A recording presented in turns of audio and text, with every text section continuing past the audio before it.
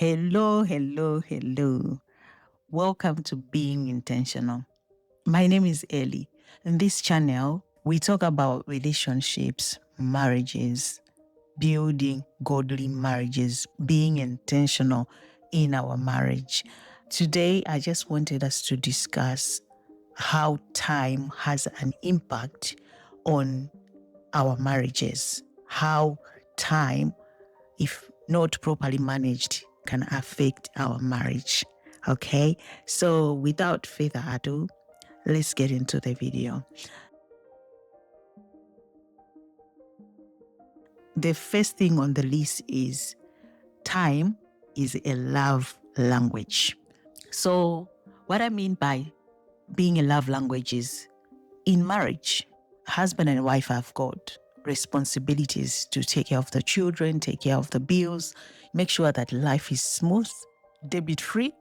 So, in so doing, everyone is focusing on how we can raise money, how to work so hard to provide for the children, provide for ourselves, make sure that we live in a comfortable life.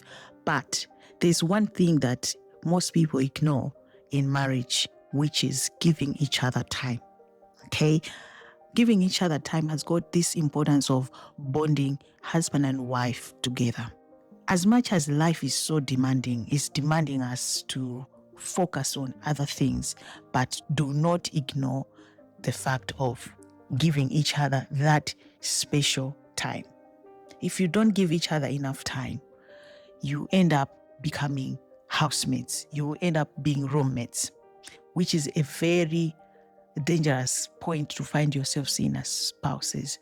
Because if you turn into roommates, the intimacy dies in the home. How do you achieve creating time for your partner?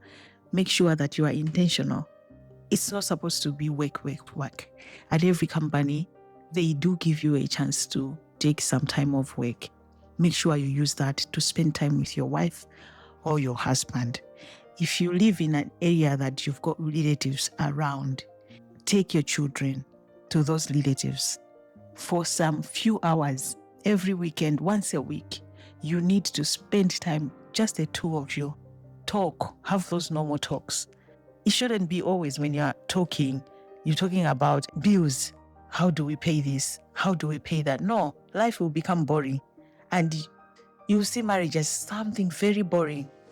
You cannot talk about personal chats. You cannot discuss what you feel like doing at that moment. No, talk about everything. Your plans, your dreams, romantically. Remind each other why you're together.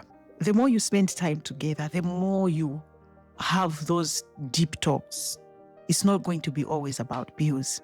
The Bible says in Ecclesiastes 9 verse 9, enjoy life with your wife, whom you love, all the days of this meaningless life that God has given you under the sun.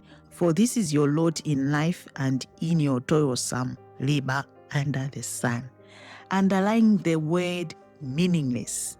So it's not something that you should think twice to enjoy life with the husband or with the wife of your youth. There's a time that we will grow up, we will be very old, we will just stay home, nothing fun to do. We will be babysitting our grandchildren, right? What have you done with the time that you were young? The Bible is telling us it's a divine calling. Spend time with the wife, the husband of your youth. Enjoy that time. Create those memories so that when you grow old, you will sit back, look at each other and laugh that we had fun. That's the purpose of marriage. So don't underestimate the power of time, right? Let's go to the next one. Another effect of time on marriages is it creates neglect, and neglect has consequences, okay? Because you don't have time to talk, you don't have time to sit with your spouse. There is no room for you people to discuss, you people to talk what's bothering you, what's going on, what's affecting you. I'll give you an example. Maybe you had a disagreement and you are a busy couple, you both work and you drown yourself in work, you have no time to sit down and discuss, go to the root cause of what was going on. And the end result is you move on without settling that disagreement that you had. Maybe your spouse spoke something that is very painful to you, but because he spoke it at the time that maybe you were about to leave the house, you're going to the office, you did not have time to talk about that thing. And you come back home, you're tired, you don't give each other time, you want to rest, there's no time for you to talk, you let that thing slide. They say that time heals wounds. That wound is not going to heal because it was not properly dressed. Every wound, for it to heal, for it to get better, it needs to be dressed, right? With a proper dressing. Otherwise, it will get infected. So you don't have time. You've not addressed the issue. You've let it slide. It's going to pile in your heart. It's going to pile in your spouse's heart. This will lead to resentments, okay? And resentment leads to bitterness. You will be grumpy people. You will just be, the tension will just be inside the house. The atmosphere of the home, it's not going to feel like, you will not even long to go back home. You will wish your office had a bed where you can just sleep up, wake, sleep, wake up, which is unhealthy. In the long run, this tension is going to be cracking the bond that is between you, because everyone is staying with issues, unsettled issues. These are the consequences of neglect, because you've let something slide, you've let the wound just stay there, it's getting infected. Solomon talked about this in the Bible. In Proverbs 24, verse 30 to 34, he said, I went past the field of a sluggard, past the vineyard of someone who has no sense. Thorns had come up everywhere. The ground was covered with weeds, and the stone wall was in ruins. I applied my heart to what I observed and learned a lesson from what I saw. A little sheep, a little slumber, a little folding of the hands to rest, and poverty will come on you like a thief, and scarcity like an armed man. So this verse is talking about someone who has left his field unattended to. It could be because this person neglected this field, number one. Number two, it could be this person left this field like, I will do it later, which is why we call what? Procrastination. Okay? This thing can happen in marriage as well. You see your partner, you see your husband is hurting, he's sad, he's not looking his normal self, and you just leave him like that. You don't ask him what's going on. That's the neglect that Solomon is talking about. End result, there will be weeds growing. What are those weeds? Resentment, loneliness, misunderstanding. It's going to crack the walls of your marriage. Okay? That's how time is very important to each and every marriage. An intentional, happy marriage. Intentional time, right, is not about the quantity. It's about the quality that you as a couple are sharing. Some couples, they do have lots of time together. Maybe they work from home, they are around each other, but what they do with their time is not adding value to their marriage, is not adding value to their home. Why? Someone is scrolling on his phone, someone is doing this. They are not doing things together, okay? But quality time, you can have 30 minutes, you can have 1 hour and have a deep talk, an important talk that will bond you guys together, than a couple who has 5 hours together, all they are doing is scrolling on their phone. It's not entirely bad to spend time on your phone, no, but it's not helping you to be too close together. If you are a husband or a wife, you have to learn on how you can present yourself sometimes to your partner. Another thing is, we save so much time and energy if you know what your spouse loves. So it's normal, it's very possible to love a person in a wrong way. Loving a person in a wrong way, it just means that you're doing things that your partner or your husband or your wife does not interpret them as love. So you might be doing this over and over again, and you wonder your partner is not happy. You buy gifts, you do that love gesture, but this person is not moved. Why?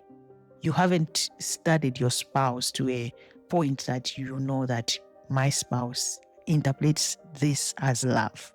So it is your duty, it is your responsibility as a husband, as a wife, okay, to know that this one, if I do this, my husband will be all over the moon, will be happy. You're saving each other time. Like the Bible said, you enjoy this life with the husband of your youth, with the wife of your youth. Eh? Yes. So how will your wife of your youth, how are you guys going to enjoy? By studying each other, by knowing what the other person loves. In so doing, you're making each other happy. Your marriage is going smooth. It's an intentional home. That's what it's all about. Being intentional. Do it like your life depends on it. There is no marriage in heaven. The only time you can enjoy your marriage is now. There will come a time where you'll be so old, you will not be strong, you will not be, my dear, you will just be a human being. Eat, go sleep, bath, come back, eat. Yes. Those marital duties, you will not be able to perform them anymore. You know why? It's all about time. There was a time that the Israelites sinned against God, and God was angry with them, punished them. But then he said to them that I will restore the years eaten by the locusts. That signifies the importance of time. Time wasted in anything, you've lost something valuable. So even time wasted in marriage, at some time, you will sit down and look back and realize that, oh, I should have done this, I should have done that, I should have done that. And this feeling is what we call regret. You don't want to regret that I should have done this with my husband, I should have done this with my wife. Always remember that it is your duty. The Word of God instructs you to enjoy life with the spouse of your youth, not to survive it, but to enjoy. Okay? That enjoyment does not happen by accident. No, it happens by giving each other time, in that intentional time. Do not neglect each other. Quality versus quantity. Be intentional on the time that you're spending together. Make sure that it's of high quality. It shouldn't be about quantity. No. Be consistent. Whatever you are doing, when you've discovered that this is what my husband loves, this is what my wife loves, be consistent. Make sure that you are able to sacrifice for each other. You're saving time. You're utilizing time. Tend to your field. Do not neglect your field. Don't let thorns, bushes grow in your field. Take care of it. Water the garden. Make sure it flourishes. Above all, love on purpose. Make your spouse feel like the priority that they are. Okay? And that's all for today. Thank you for reaching this far. If you haven't done subscribing, please do. I'm Ellie. I'll see you in my next one. Bye.